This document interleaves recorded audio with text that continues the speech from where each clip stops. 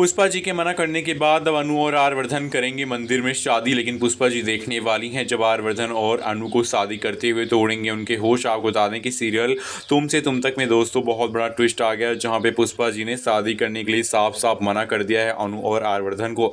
और उनका मानना है कि गाँव इनकी जो पड़ोसी हैं, जो भी यहाँ पर कॉलोनी वाले मोहल्ले वाले सही कह रहे हैं कि भाई आर्यवर्धन की उम्र बहुत ज़्यादा है और उनके साथ शादी करने के बाद क्या भरोसा कि अनु का विधवा हो जाए, कि उसके हस्बैंड आर्यवर्धन की मौत हो जाए, क्योंकि वो यहाँ पर उम्र में बहुत ज़्यादा हैं। और यही सब बातें भी यहाँ पर पुष्पा जी को इतनी परेशान करें कि पुष्पा जी ने शादी नहीं ना करने का फैसला ले लिया है।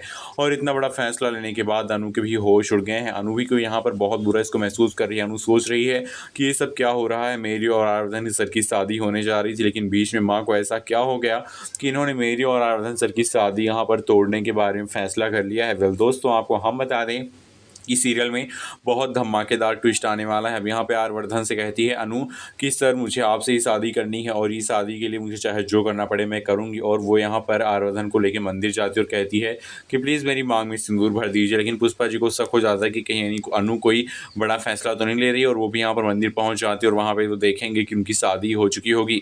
लेकिन भाई दोस्तों, आपको बता दें कि सीरियल में ऐसा होगा नहीं। अनु जो है ऐसा कह के जाएगी तो, लेकिन वो पुष्पा जी को जब वहाँ पहुँचेंगी तब वो रोकेंगी। और लेकिन उससे पहले यहाँ पर आर्यवर्धन कहेगा कि हम शादी कर ही नहीं रहे थे, आप सबकी मर्जी के बिना हम शादी कर ही नहीं सकते हैं।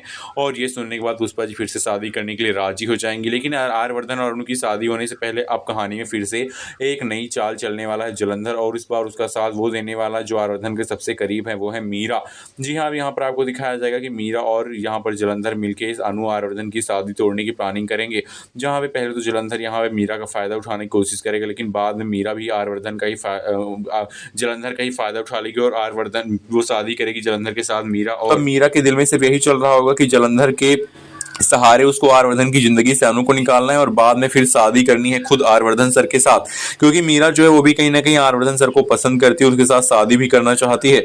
और कहानी में यही ट्रैक जो है बहुत बड़ा ट्विस्ट लेके आएगा, जहां पे एक तरफ जलंधर और मीरा की शादी जो है वो जब टूटेगी तब तक यहाँ पर अनु और आर्यवर्धन के बीच में काफी सारी गलतफहमियां पैदा कर चुके होंगे जलंधर। लेकिन झेंडे जो है वो इस बार भी जलंधर के साथ कुछ ऐसा बड़ा भयानक सा करने वाला है जिसके बाद यहाँ पर जलंधर की रूह कांप जाएगी।